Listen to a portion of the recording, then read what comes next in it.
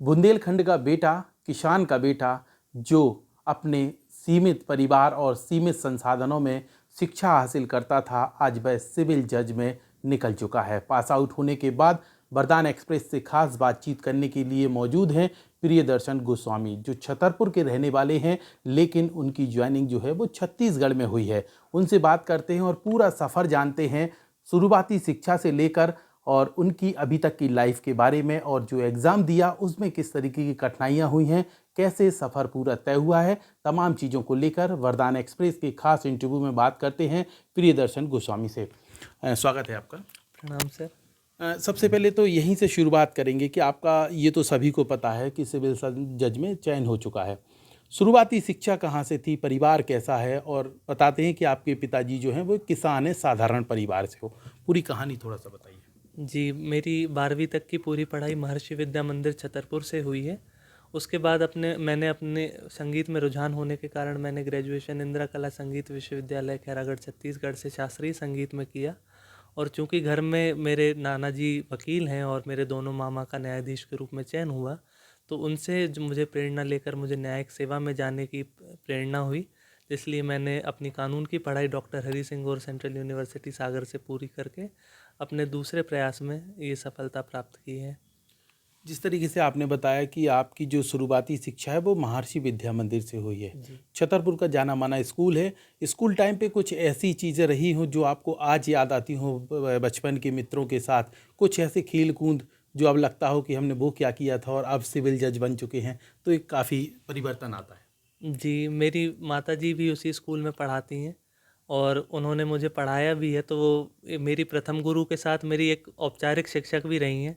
तो उन्होंने तो मुझे बनाया ही है और वहाँ पर मेरा मतलब मेरा शुरुआत से पढ़ाई में अच्छा था मैं, लेकिन जब साइंस साइंस मैथ्स में मैंने अपनी पढ़ाई शुरू की तो मुझे वहाँ बहुत संघर्ष का सामना करना पड़ा, क्योंकि वो पढ़ाई 11वीं में आने के बाद मुझे ये महसूस हो गया कि ये चीज़ मेरे लिए नहीं बनी है, ये मेरे व्यक्तित्व के अनुकूल नहीं है। मेरे मित्र तो उसको आसानी से समझ पा रहे हैं, लेकिन ये वैसा कार्य नहीं है जिसके लिए मैं अपना जीवन समर्पित कर सकूं। और संगीत में मेरा बचपन से ही विशेष रुझान था। माताजी भी संगीत के प्रति विशेष, उनका वो हारमोनियम बजाती हैं। तो उस प्यास को बुझाने के लिए फिर मैंने शास्त्रीय संगीत का रुख किया और वहाँ साहित्य और संगीत की शिक्षा लेने के बाद फिर मैं कानून के क्षेत्र में आया। जब शुरुआती शिक्षा थी और सिविल जज के बीच का जो सफ़र रहा है, इसमें कभी मार्क्स कम आए हों या कभी फेल हुए हो, ऐसी कोई कहानी है क्या जो रोचक बनी हो? जी, चूँकि मैंने संगीत और साहित्य के क्षेत्र से फिर एकदम से कानून के क्षेत्र में आया था, तो मुझे शुरुआत में कानून को पढ़ने का तरीका क्या है, वो समझने में काफ़ी संघर्ष का सामना करना पड़ा, क्योंकि मैं उपन्यास के जैसे कानून की धाराओं को पढ़ता था बहुत। तो उस कारण मेरे शुरुआत में एलएलबी में काफ़ी कम मार्क्स आए पहले वर्ष में। पर धीरे-धीरे मैंने समझा कि धाराओं को पढ़ा कैसे जाता है, उनके बीच का सामंजस्य क्या है। जो कानून है वो केवल शब्द नहीं है, काले शब्द नहीं है, वो जीवित लोगों पर वो लागू होते हैं। तो बिना मानवीय संवेदनाओं के, बिना उसकी मूल भावना को समझे हम कभी कानून को ना ही समझ सकते हैं, ना ही उसकी अनुपालन करवा सकते हैं। तो इसलिए फिर मैंने उसकी मूल भावनाओं को समझते हुए, कानून के समाज पे प्रभाव को समझते हुए फिर मैंने अपनी पढ़ाई का रुख लिया और न्यायाधीश की जिम्मेदारियों को समझते हुए कि एक न्यायाधीश की इतनी गरिमा समाज में आकर क्यों होती है, ईश्वर का प्रतिनिधि कहा जाता है, क्योंकि वह अपने हर आदेश से समाज के लोगों पर अपना एक प्रभाव छोड़ता है। चाहे वो एक छोटा सा ज़मानत का आदेश हो, जिससे निर्णय होता है कि कोई व्यक्ति अपने घर की चारदीवारी में सुकून से रहेगा या उसकी रात जेल में बीतेगी। चाहे वो कोई मनी डिक्री हो किसी के छोटे से किसान के लिए, वो हमारे लिए एक कागज़ का टुकड़ा है, पर वो किसी दूसरे इंसान के लिए एक ज़िंदगी और मौत की बात होती है। तो वो जिन फाइलों से एक न्यायाधीश डील करता है, वो केवल कागज़ के टुकड़े नहीं है, वो एक पूरे पूरे इंसान की जीवन उनमें समाहित होता है। तो मुझे ये कार्य ऐसा लगा कि ये एक ऐसा कार्य है जिससे मैं अपनी कलम के माध्यम से, अपनी शिक्षा की ताकत के माध्यम से मैं लोगों के जीवन में एक सकारात्मक परिवर्तन ला सकूँगा, उनको उनके जीवन को बेहतर बना सकूँगा। क्योंकि जब इंसान हर तरफ से निराश हो जाता है, तब अंत में जाके वो फिर अपने न्यायालय के दरवाजे खटखटाता है। तो इसलिए फिर मैंने इस पवित्र कार्य को अपना जीवन समर्पित करने के लिए कार्य किया, मेहनत की और अपने माता पिता गुरुजनों के आशीर्वाद से मुझे आज ये सफलता प्राप्त हुई। जिस तरीके से हम देखते हैं कि जो आपकी संगीत की धाराएं हैं और न्यायालय की धाराएं हैं, दोनों में काफ़ी डिफरेंट है। ऐसे ही आपकी ज़िंदगी में जो न्यायालय की बात है, अब उसके बाद संगीत की बात थी, तो इन दोनों में बहुत फ़र्क था। फिर आपने ये कैसे कवर किया, क्योंकि आपकी रुचि जो है वो संगीत में ज़्यादा थी, आप सीधे सिविल जज में पहुंच गए हैं। जी, संगीत और कानून देखने में बहुत अलग लग सकते हैं, पर दोनों की आत्मा एक ही है। क्योंकि संगीत और कानून दोनों में बहुत, दोनों को ही महारत हासिल करने में बहुत धैर्य और बहुत ही सामंजस्य चाहिए, और दोनों में ही संतुलन का और रियाज़ का बहुत महत्व है। कानून ऐसी चीज़ नहीं है और संगीत भी ऐसी चीज़ नहीं है जिसे आपने एक बार पढ़ लिया और अब जीवन भर के लिए आप निश्चित हो गए। आपको सतत अध्ययन, सतत रियाज़, निरंतर रूप से आपको काम करते रहना पड़ता है, पढ़ाई जारी रखनी पड़ती है। एक कानून का विद्यार्थी जीवन पर्यंत एक विद्यार्थी रहता है, भले ही वो कितना भी बड़ा वकील, कितना भी बड़ा जज क्यों ना बन जाए। तो इसलिए दोनों की तैयारी करने का तरीका, दोनों की साधना का तरीका एक ही है। इसलिए जो संगीत में मैंने जो भी सीखा, धैर्य सीखा और एक मन संतुलन बनाना सीखा, एक सामंजस्यपूर्ण तरीका सीखा, और जो मानवीय संवेदनाओं को समझा, सबसे अब ज़रूरी बात, वही मैं कानून से में मैंने उसको आत्मसात किया कि जब कोई फरियादी मेरे सामने आए तो वो केवल एक मामूली इंसान नहीं है। वो एक न्यायाधीश को जिन करुणा की नज़र से देखता है, जिस तरीके से वो अपनी किसी भी उस प्रार्थना के लिए उसके सामने याचना करता है, तो उस दर्द को जब तक हम नहीं समझेंगे तब तक हम उसके साथ न्याय कर ही नहीं सकते। तो इसलिए एक संवेदनशील हृदय का होना, कानून की पकड़ होने के साथ एक संवेदनात्मक दृष्टिकोण रखना, न्याय प्रदान करने के लिए बहुत आवश्यक है। इसलिए दोनों ही मेरे जीवन में एक संतुलन प्रदान करते हैं और दोनों का ही एक अहम भूमिका मेरे जीवन में रही है। पिता किसान हैं, खेती करते हैं, सामान्य किसान हैं, तो पूरी लाइफ में कभी पिताजी का हाथ बटाया, खेती किसानी में थोड़ा बहुत मदद की हो, कुछ ऐसे लम्हे रहे हों? जी, मेरे पिताजी ने जब खेती-बाड़ी में वे मेरी उम्र में आए, तो वो रात-रात भर खेतों में काम करते थे, ट्रैक्टर चलाते थे।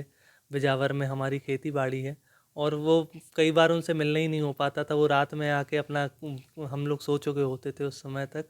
तो मैंने भी कई बार ये इच्छा व्यक्त की कि मैं भी ये काम सँभालता हूँ, आप मुझे आपको सहयोग करने के लिए। पर उन्होंने मुझे साफ मना कर दिया। उन्होंने कहा कि नहीं, तुम्हारा ये संघर्ष तुम ये संघर्ष नहीं कर सकते। खेती-बाड़ी बहुत कठिन काम है। ये केवल जो किसानों का हमारे देश में जो महत्व है, जो कृषि प्रधान देश है, अन्नदाता कहा जाता है, भगवान का दर्जा दिया जाता है किसानों को। तो ये एक बहुत कठिन कार्य है और पढ़ाई-लिखाई से भी ज़्यादा कठिन कार्य मैं तो कहूँगा।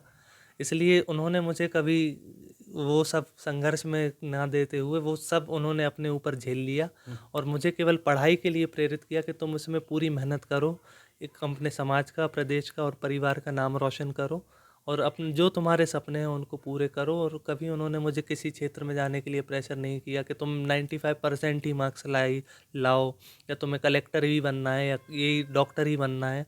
उन्होंने केवल ये कहा कि जो तुम्हारा लक्ष्य है, जो खुला आसमान है, तुम पंख फैलाओ, उड़ो, और हमारा ये काम है कि हम तुम्हें एक खुला आसमान प्रदान करें।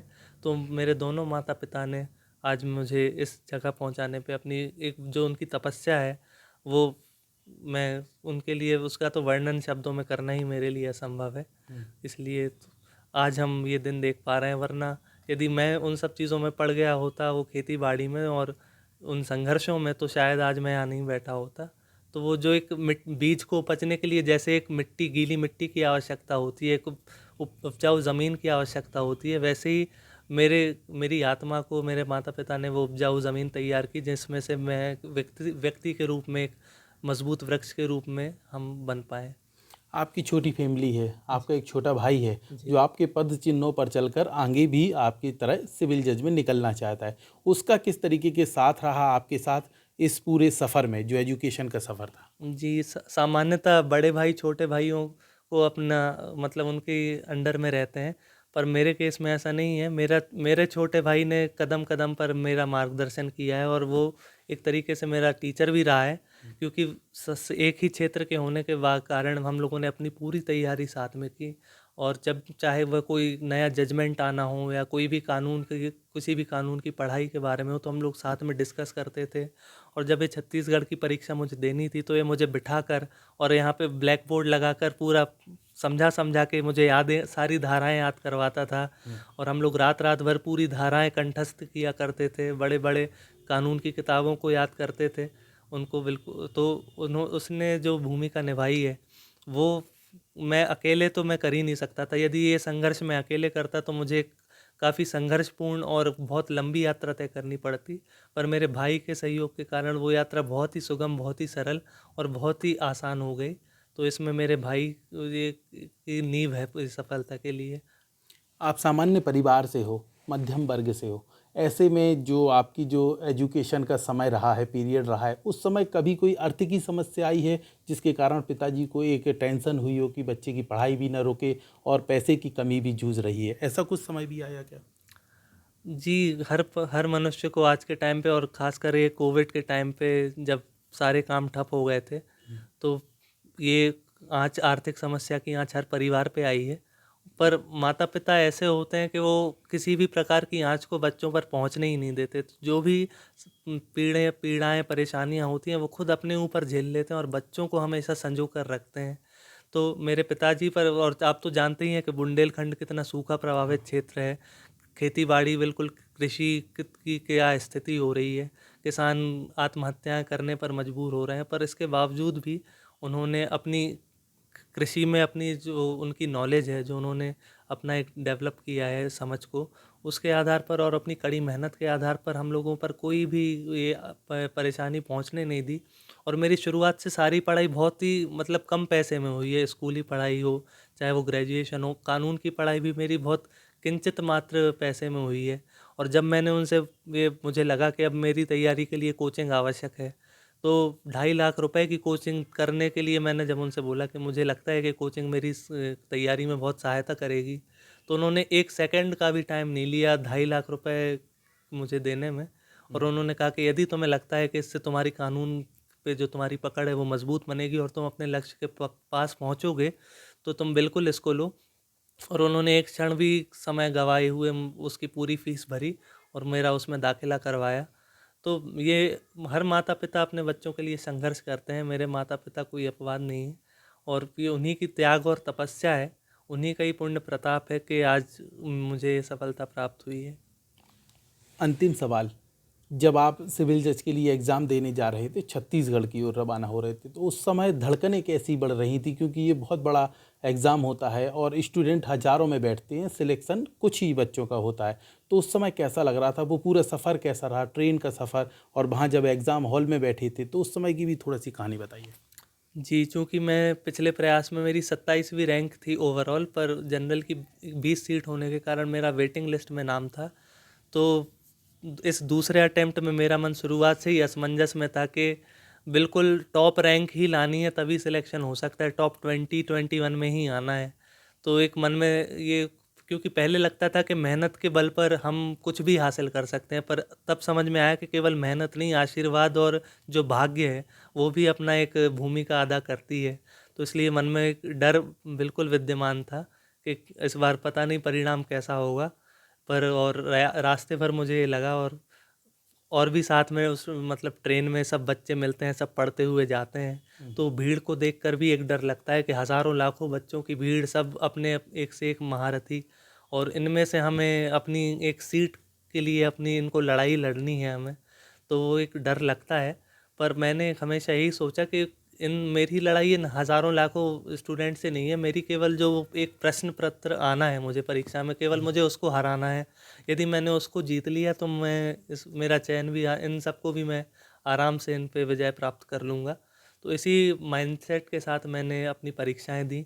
और जैसे ही वो प्रश्न पत्र सामने आता है, या जैसे ही इंटरव्यू रूम में हम दाखिल होते हैं और सामने आमना सामना हमारा इंटरव्यू पैनल से होता है, तो उस समय बस केवल वो प्रश्न सामने होता है और वो उनके इंटरव्यू पैनल के सवाल सामने होते हैं। और फिर मन में फिर कुछ नहीं चलता, केवल वो एक 3 घंटे कब बीत जाते हैं वो पता नहीं चलता। वो तो तो वो एक अपना एक उसका एक अपना आनंद है, वो संघर्ष भी एक बहुत आनंदपूर्ण रहता है। और सफलता प्राप्त होने के बाद वही क्षण होते हैं जो इनको याद करके एक मन में प्रसन्नता का भाव आता है कि ऐसे इन इस यात्रा को पार पार करके आज हम यहाँ पर खड़े हैं। और ट्रेन में भी जब मैं जा रहा था तो मुझे चूँकि टिकट मुझे प्राप्त नहीं हो रही थी, मेरा वेटिंग में था, तो मुझे लग रहा था कि मेरे जीवन का सबसे महत्वपूर्ण दिन है और मैं इतनी दूर हज़ारों किलोमीटर दूर रायपुर कैसे पहुँचूँगा। तो बड़ी मुश्किल से फिर मैंने जतन करके कहीं से ट्रेन में सफ़र करते हुए धक्के खाते हुए पहले पहुंचा। तो सीट ही ना मिली होगी। सीट ही नहीं मिली और जैसे थे, पर ये था कि रायपुर पहुंचना है, अब चाहे वो चल के पहुंचे, चाहे गाड़ी से पहुंचे, चाहे ट्रेन से पहुंचे, चाहे हवाई जहाज़ से, पर अच्छा, ट्रेन तो नहीं छूट गई थी कहीं? ट्रेन नहीं, वो तो छूट जाती ट्रेन यदि मेरा छोटा भाई साथ नहीं होता। पर जैसे ही हमें पता चला कि टिकट नहीं है तो उसने तुरंत फिर गाड़ी का इंतज़ाम किया कि चलो हम तुम्हें बाई रोड पूरा रायपुर ले जाएंगे। तो हमने कहा इतनी लंबी यात्रा है, अकेले कैसे करेंगे, और परसों इंटरव्यू भी देना है, तो पूरा मतलब थकान वो अलग चीज़ है कि इतनी थकान में कैसे फिर। पर उसने कहा कि जो होगा वो सब देख लेंगे, अब जो चुनौती आएगी। तो हम लोग भगवान का नाम लेकर यहाँ से निकले और भगवान की ऐसी कृपा हुई कि हम लोग को वहाँ बैठने के लिए ट्रेन में एक सीट मिल गई और जैसे तैसे कौन सी रैंक आई थी फिर? जैसे फिर मेरी कहाँ, छत्तीसगढ़ में। हाँ। हाँ, फिर वो जैसे तैसे मैं वहाँ पहुँचा और इंटरव्यू मेरा आराम से अच्छे से मैंने दिया। और 11 तारीख को आखिरी इंटरव्यू कंडक्ट होके जैसे ही रात में रिज़ल्ट आया, हम लोग बागेश्वर धाम से दर्शन करके पूरा परिवार लौट रहा था और मैं हर सेकंड अपना रिज़ल्ट बार बार देखे जा रहा था। मेरी मम्मी भी रात भर सोई नहीं थी, मुझसे ज़्यादा उनको इस बात की चिंता थी कि पहले प्रयास में असफल हो चुके हैं, अब क्या होगा। माता पिता अपनी चिंता व्यक्त नहीं करते, पर वो उनको हमसे ज़्यादा रहती है। पर जैसे ही हम लोग जस्ट दर्शन करके निकले और मेरा रिजल्ट आया, और जैसे ही मैंने देखा कि मुझे शुरुआत टॉप के 4 उसमें ही मुझे मेरा नाम दिख गया और गाड़ी में मैं ज़ोर से चिल्लाया कि मम्मी मेरी 4th रैंक आ गई है, तो मम्मी रोने उस लगी। समय खुशी का ठिकाना नहीं। उस समय जो उनके 25-26 साल के मेरे जीवन के जो भी संघर्ष उन्होंने झेले, वो आंसुओं के माध्यम से उनकी आंखों से बह गए और मुझे भी आंसू आ गए। और सब लोग कार में ही एक वो खुशी का भी वो ऐसी भावनाएं रहती हैं जिनको शब्दों में व्यक्त नहीं कर सकते, क्योंकि उस एक क्षण के लिए ना जाने, उस एक क्षण के पीछे ना जाने कितने वर्षों का संघर्ष होता है, तपस्या होती है। और उसके बाद तो फिर हम लोगों की खुशी का कोई ठिकाना ही नहीं रहा। सब परिवार फिर हम लोग दोबारा बागेश्वर धाम सरकार पहुँचे और फिर वहाँ महाराज जी के दर्शन का सौभाग्य प्राप्त हुआ पूरे परिवार को। उन्होंने आशीर्वाद दिया और उन्होंने धाम के इसकी तरफ से आशीर्वाद दिया और हम लोगों को प्रेरणा दी कि हम लोग अच्छी तरीके से काम करें एक न्यायाधीश के रूप में और अपना समाज में योगदान दें और छतरपुर के विकास में और पूरे प्रदेश के विकास में अपना योगदान दें। कहते हैं कि लक्ष्य हासिल करने के लिए भले ही कई अड़चनें आएं, लेकिन लक्ष्य जरूर मिलता है। अगर आपके साथ आस्था भी हो और विश्वास भी हो तो सफलता पीछे नहीं जाती, एक दिन आपके कदमों पर आती है। यही रहा है यहाँ पे प्रियदर्शन गोस्वामी के साथ कि उन्होंने मेहनत खूब की है, लगन लगी है और एक एग्ज़ाम नहीं निकाल पाए तो दूसरी बार में क्रॉस कर लिया और सफलता उनके कदमों पर आ गई। और आस्था ऐसी रही कि बागेश्वर धाम से लौटते समय रिजल्ट उनके मोबाइल पर आया और पूरे देश में 4थी रैंक आ गई। इसी वजह से आज पूरे घर में खुशी का ठिकाना नहीं है और सभी लोग उत्साह में हैं। और बात छतरपुर की करें तो पूरा छतरपुर भी गौरवान्वित महसूस करता है, क्योंकि प्रियदर्शन गोस्वामी ने अपने छतरपुर का ही नहीं बल्कि पूरे देश का नाम छत्तीसगढ़ में रोशन किया है। लोकेश चौरसिया, वरदान एक्सप्रेस।